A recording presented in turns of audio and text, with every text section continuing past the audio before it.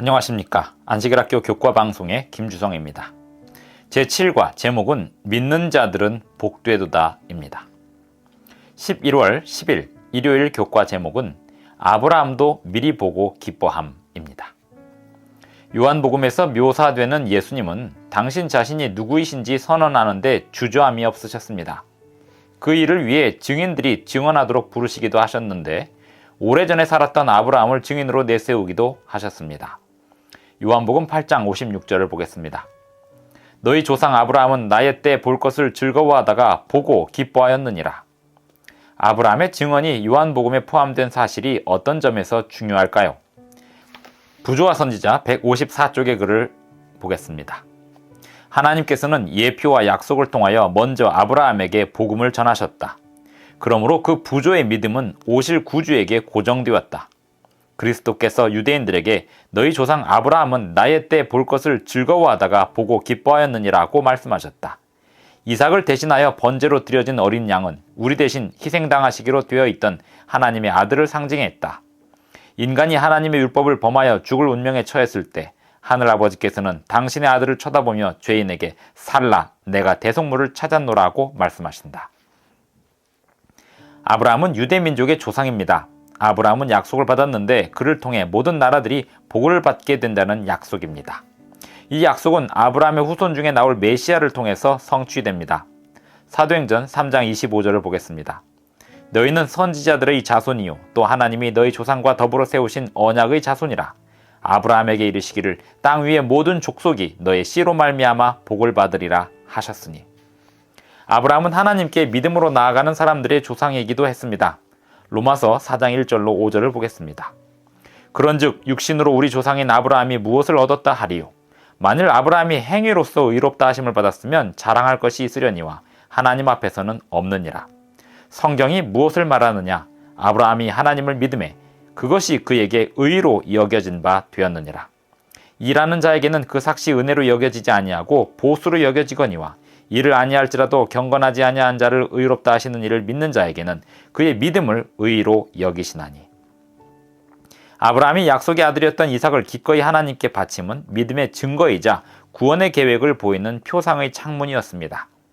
히브리서 11장 17절로 19절을 보겠습니다. 아브라함은 시험을 받을 때에 믿음으로 이삭을 드렸으니 그는 약속도를 받은 자로되 그 외아들을 드렸느니라. 그에게 이미 말씀하시기를 내 자손이라 칭할 자는 이삭으로 말미암으리라 하셨으니 그가 하나님이 능히 이삭을 죽은 자 가운데서 다시 살리실 줄로 생각한지라. 비유컨대 그를 죽은 자 가운데서 도로 받은 것이니라. 예수님께서 말씀하시기를 너희 조상 아브라함은 나의 때 볼 것을 보고 기뻐하였다라고 말씀하셨고 그 말씀에 유대 지도자들은 내가 아직 50세도 못 되었는데 아브라함을 보았느냐라고 대응했습니다. 예수님의 대답은 놀라웠습니다. 진실로 너희에게 이르노니 아브라함이 나기 전부터 내가 있느니라. 예수님이 하신 이 말씀은 하나님께서 과거에 모세에게 불타는 떨기나무에서 하셨던 말씀을 연상시킵니다. 예수님이 스스로 존재하시는 구약의 하나님 자신임을 선언하는 것입니다.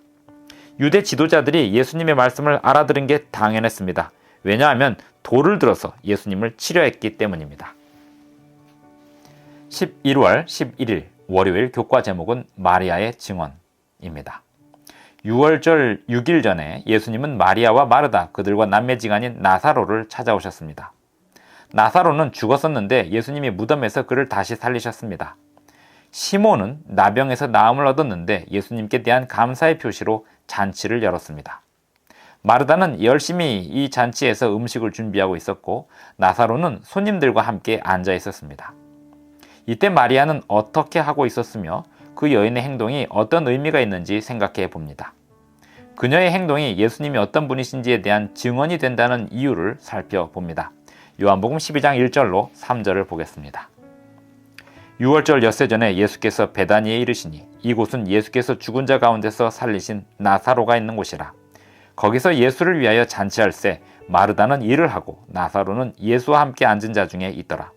마리아는 지극히 비싼 향유 곧 순전한 나드 한 근을 가져다가 예수의 발에 붓고 자기 머리털로 그의 발을 닦으니 향유 냄새가 집에 가득하더라. 그 향유는 매우 비싼 향유였습니다. 노동자의 1년 품삯에 해당했습니다. 마리아는 아마도 자신의 죄를 용서해 주신 구주에 대한 감사, 그리고 오빠인 나사로를 살리심에 대한 감사의 표시로서 이 선물을 준비했을 겁니다.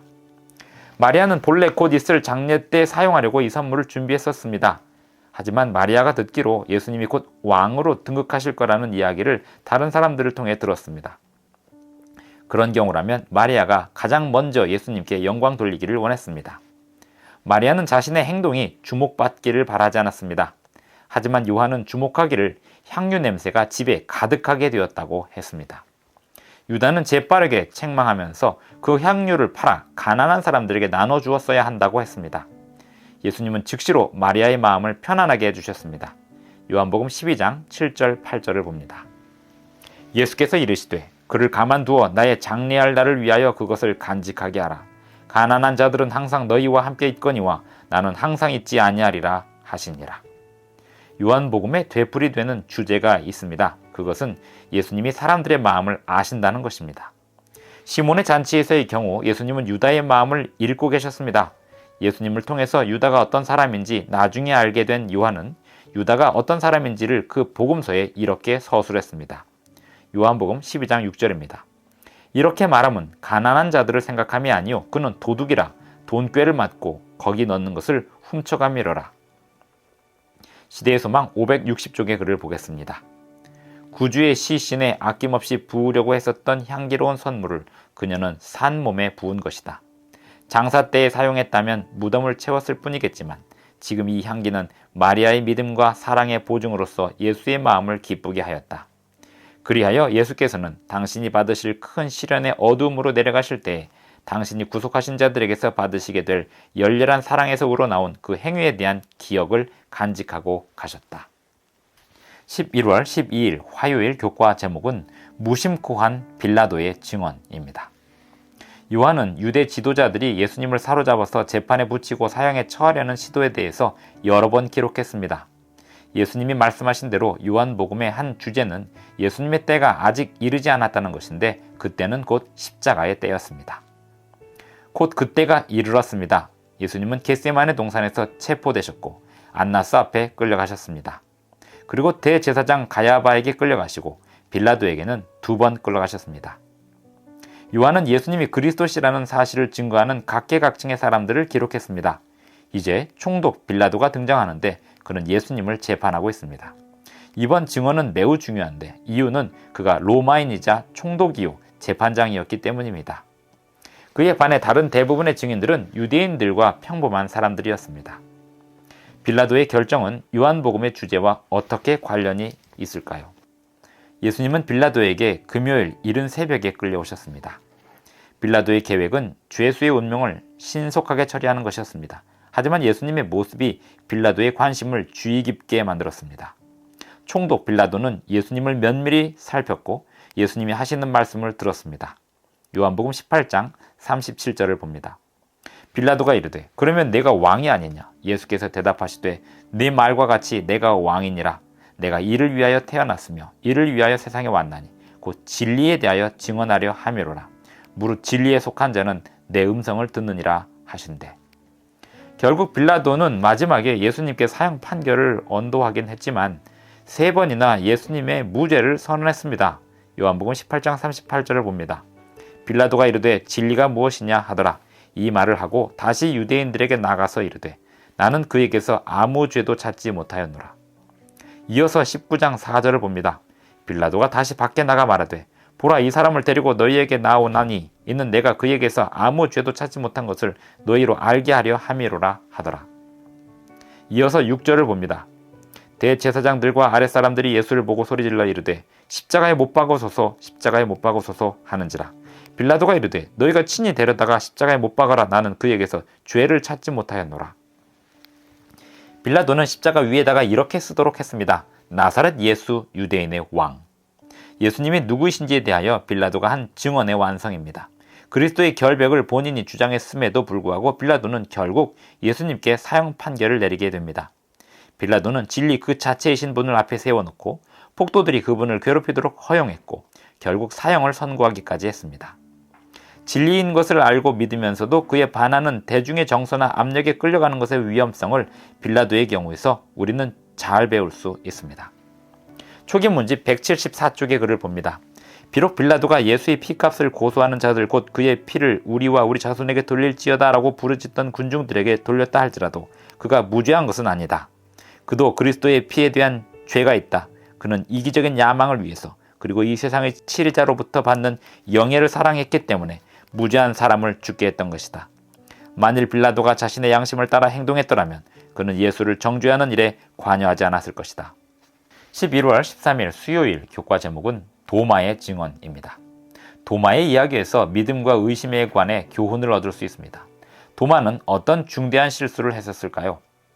그리스도께서 부활하신 후에 제자들에게 나타나셨을 때 제자들은 문을 닫고 방에 모여 있었는데 두려움 때문이었습니다. 도마는 그들과 함께 있지 않았습니다. 나중에 도마가 다른 제자들에게 예수님의 부활을 들었을 때도 그는 여전히 시류에 빠져 있었습니다. 그가 기대했던 나라가 세워지지 않았기 때문이었습니다. 그리고 분명히 의구심이 있었을 것입니다. 예수님이 왜 자기는 빠져있을 때 다른 사람들 앞에 나타나셨을까 하는 의구심입니다. 도마는 이렇게 말했습니다. 요한복음 20장 25절에서 봅니다. 다른 제자들이 그에게 이르되 우리가 주를 보았노라 하니 도마가 이르되 내가 그의 손에 못자국을 보며 내 손가락을 그 못자국에 넣으며 내 손을 그 옆구리에 넣어보지 않고는 믿지 아니하겠노라 하니라. 도마는 믿음의 조건들에 관하여 혼란을 겪고 있었습니다. 시대의 소망 808쪽의 글을 보겠습니다. 도마는 자기 믿음의 조건을 요구하는 데 있어서 매우 분별이 없었다. 그러나 예수님은 관대한 사랑과 이해심으로 모든 장벽을 무너뜨리셨다. 불신은 언쟁으로는 거의 정복될 수 없다. 그렇게 하면 도리어 자기 자신을 변호하고 새로운 구실과 핑계를 찾는다. 그러나 사랑과 자비가 넘치는 예수님을 십자가에 못 박히신 구주로 나타내주면 한때 원치 않던 많은 사람의 입술에서 나의 주시며 나의 하나님이시니이다 라고 한 도마의 고백을 들을 수 있을 것이다. 예수님을 믿는 믿음에 관하여 이런 접근은 요한복음의 다른 곳에서도 다른 사람들에게서도 나타나고 있습니다. 니고데모는 예수님에게 반문하기를 사람이 늙으면 어떻게 날 수 있사옵나이까 했습니다. 우물가의 여인은 이렇게 물었습니다. 요한복음 4장 3절을 봅니다. 주여 물기를 그릇도 없고 이 우물은 깊은데 어디서 당신이 그 생수를 얻겠사옵나이까. 빵과 생선을 공급받아 먹은 군중들은 이렇게 물었습니다. 우리가 보고 당신을 믿도록 행하시는 표적이 무엇이니까? 봐야 믿겠다는 견해는 요한복음에서 대항하는 견해입니다. 예수님께서 부활하시고 도마를 만나셨을 때 와서 보고 자신의 부활한 몸을 만져보라고 하셨습니다. 그리고 나서 말씀하시기를 보지 못하고 믿는 자들은 복되도다 라고 말씀하셨습니다. 정로의 계단 105쪽을 읽겠습니다. 하나님께서는 결코 우리의 믿음의 기초가 될 만한 충분한 증거도 주시지 않은 채 우리에게 믿으라고 요구하시지 않는다. 그분의 존재, 품성, 말씀의 진실성은 모두 우리의 이성에 호소하는 증거로 말미암아 세워지며 그 증거는 넉넉하다. 그렇지만 하나님께서는 의심의 가능성을 제거하지 않으셨다. 우리의 믿음은 증거 위에 세울 것이나 실증 위에 세우는 것이 아니다. 하나님의 말씀과 창조된 세계 그리고 신앙 경험으로 우리는 예수님을 믿을 놀라운 증거들을 충분히 받았습니다. 11월 14일 목요일 교과 제목은 예수에 대한 우리의 증언입니다. 여러 차례 요한이 증인들을 제시하는 이유는 광범위한 결론을 제시하기 위함입니다. 요한복음 20장 30절 31절을 보겠습니다.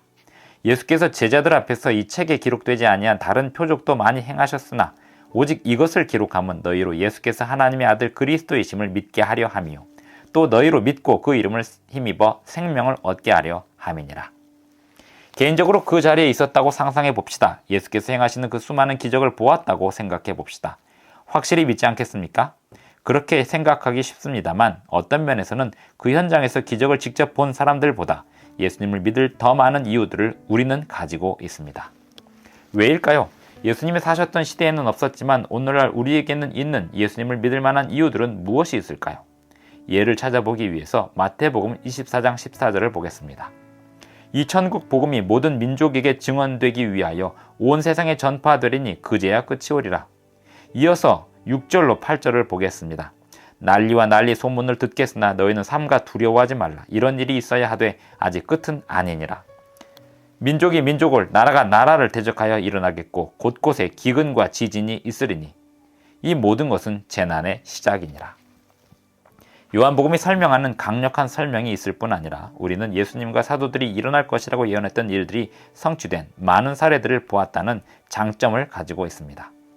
마태복음 24장 2절에 예언된 성전의 멸망도 보았고 복음이 온 세상에 전파되는 것도 보았습니다. 데살로니가후서 2장 3절에 예언된 큰 배도도 보았고 이 세상이 점점 타락해가는 것도 보았고 보고 있습니다. 예수님의 모든 생애 동안 예수님을 따르는 사람들은 사람들이 보기에 소수였고 조롱당하는 무리였습니다. 역사 속에서 진작에 사라졌을 법한 사람들입니다. 그런데 그 사람들이 어떻게 해서 이 모든 일들이 이렇게 풀어질 것을 알 수 있었을까요? 사실 우리 자신의 믿음은 복음이 땅끝까지 전파된다는 예언의 성취로 존재할 수 있게 되었습니다. 오늘날 복음이 전파된 지 2000년이 지난 오늘날 예수님의 제자들로서 우리는 예수님을 증거할 특권을 가졌고 그분이 우리에게 행하신 일을 증언합니다. 예수님이 메시아심을 알만한 증거를 바리새인들의 가르침이나 사마리아 여인의 추론이나 나다나엘이나 니고데모의 추론 덕분에 알게 되는 게 아닙니다. 예수님을 우리 구주로 받아들인 것은 성령의 확신시키는 능력 아래 성경 말씀을 통해 믿었기 때문입니다.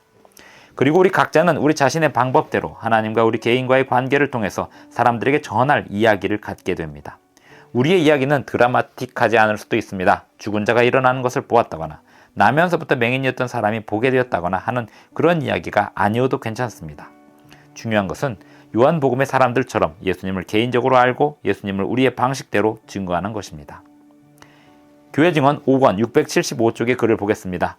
그분은 겸손한 마음과 배우고자 하는 정신으로 주의 깊이 살펴보아야 할 증거를 주신다. 그러므로 모든 사람은 증명력을 보고 결정해야 한다. 하나님은 정직한 마음을 가진 사람들이 믿을 수 있는 충분한 증거를 주신다. 그러나 자신의 유한한 이해력에 분명히 밝혀질 수 없는 것들이 약간 있다는 이유로 설득력 있는 증거로부터 돌아서는 자는 불신과 의심의 차갑고 냉랭한 공기 속에 머물게 되고 믿음의 파선을 당하게 될 것이다.